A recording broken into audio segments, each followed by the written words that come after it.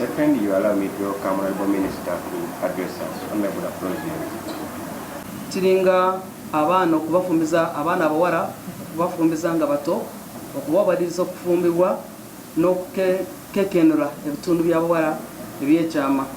Ekisooka kikendezeza enamba y'abaana wadde bangi nnyo abatandika okusoma abasinga obungi tebamaliriza bava mu masomero nga twagala okumalawo embeera bwetyo kubanga tusaasaanya nnyo ssente nnyingi nnyo mu butabanguko bw'omumaka oba endwadde ezireetebwa mu ngeri eyo.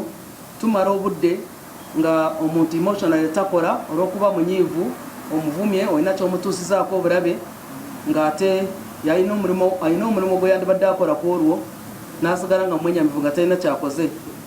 N'olwekyo bwe tunaba nga tusinkanye tusuubira nti abakulembeze b'ebyonono n'ebyobuwangwa bajja kuvaayo mu bulambulukufu